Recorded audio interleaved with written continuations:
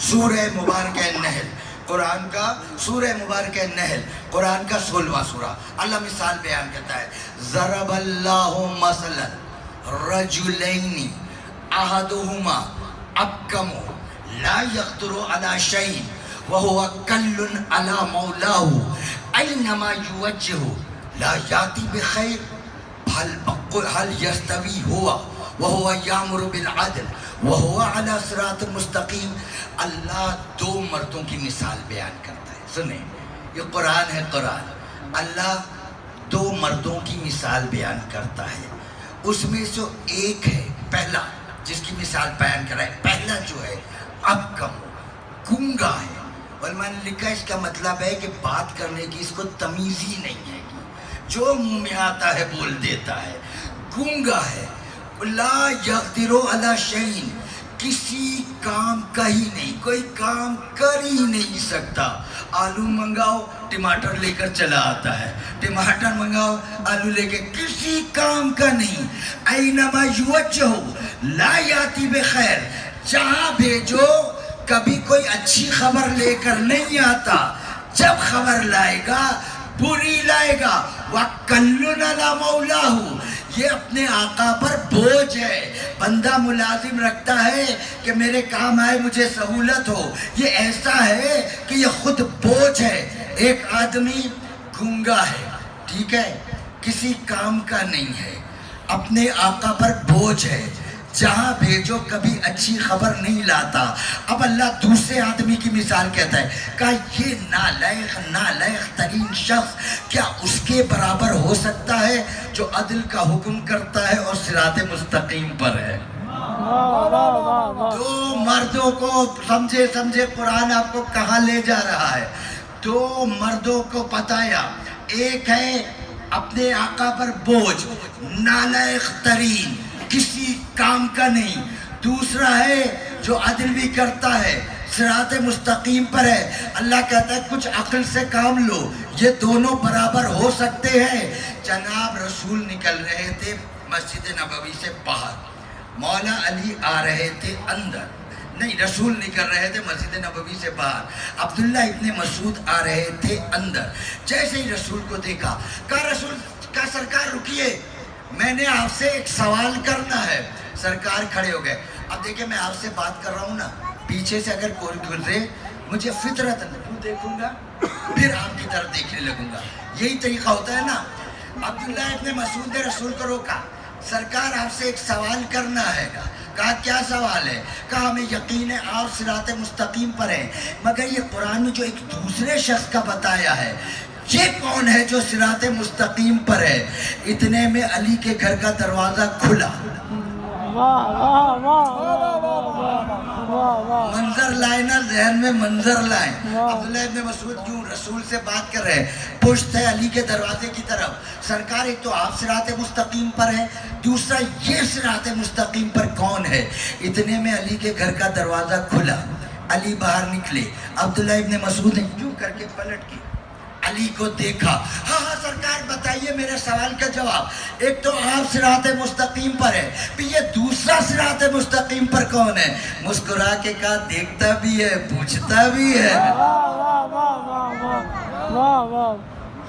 دیکھتا بھی ہے پوچھتا بھی ہے، یہ علی صراط مستقیم پر ہے۔ اللہ کہہ رہا ہے دونوں برابر نہیں ہو سکتے، نور اور ہوتا ہے، خاک اور ہوتی ہے، علم اور ہوتا ہے، جہالت اور ہوتی ہے، جسے زکوٰۃ والے اور ہوتے ہیں، صلاۃ والے اور ہوتے ہیں، جنہیں ساری زندگی ایک سورہ یاد نہیں ہو پایا وہ اور ہوتے ہیں، جو ایک رکعت سے دوسرے رکعت میں قرآن مکمل کر لیں وہ اور ہوتے ہیں۔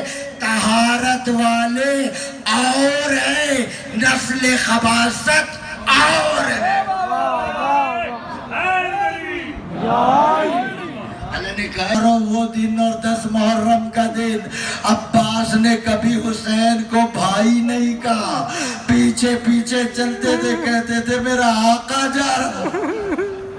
عباس جب نہر پر گرے ہیں، گرز لگا اور گرے ہیں، آخری آواز دی، مولا میرا آخری سلام قبول کرو۔ حسین اٹھے، پھر خاک پہ گر گئے، پھر اٹھے، پھر خاک پر گر گئے۔ تیسری مرتبہ جب اٹھ کر خاک پر گرے، پھر حسین نے کمر کو اس طرح تھاما اور پھر اٹھے اور یہ کہتے ہوئے اٹھے، یا خلبا الان انکسر ظہری، عباس میری تو کمر ہی ٹوٹ گئی، عباس میری تو کمر ہی ٹوٹ گئی۔ ٹوٹی ہوئی کمر کے ساتھ حسین عباس تک پہنچے۔ کسی شہید کے لاشے پر حسین نے اپنے سر سے امامہ نہیں اتارا، عباس کے لاشے پر حسین نے سر سے امامہ اتارا اور اتار کر ایک شعر پڑھا۔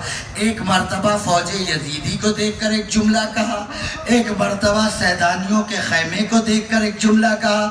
حسین نے کہا، عباس آج تک تیری ہیبت سے یہ یزیدی راتوں کو جاگتے تھے، تیری بہنیں تیرے پہرے میں سوتی تھی، عباس آج سے یہ یزیدی سوئیں گے، میری بہنیں جاگیں گی۔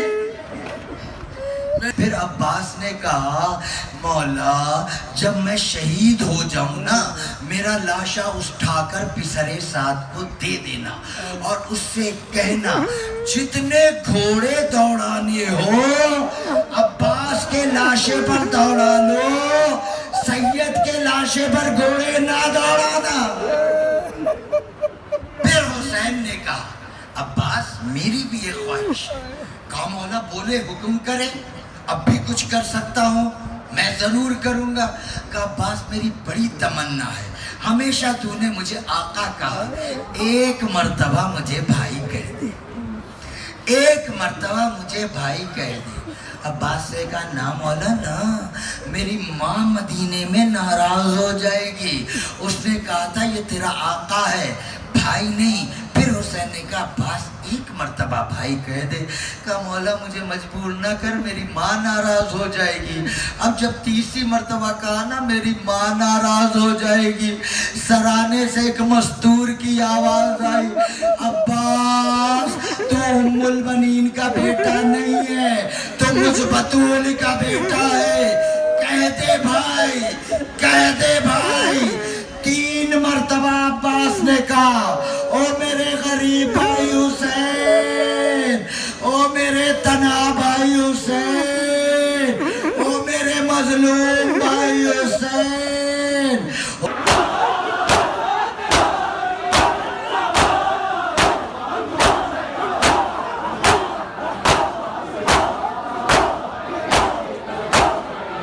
چلو چلو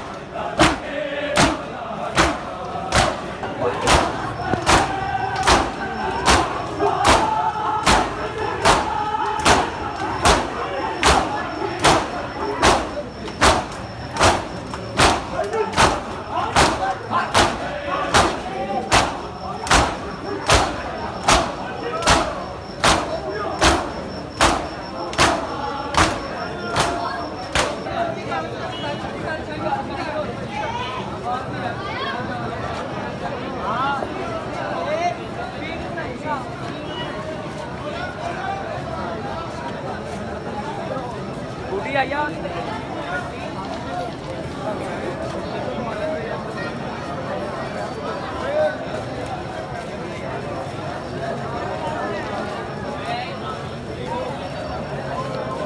کا व्लॉग آپ سب کو اچھا لگا ہوگا, یقیناً اچھا لگا ہوگا, کیونکہ سب بھائی مومن ہیں, سب بھائیوں کو پتہ ہے زیارت بھی ہو گئی, اور آپ نے اپنے لیے بھی دعا مانگ لی, میرے لیے بھی مانگ لی.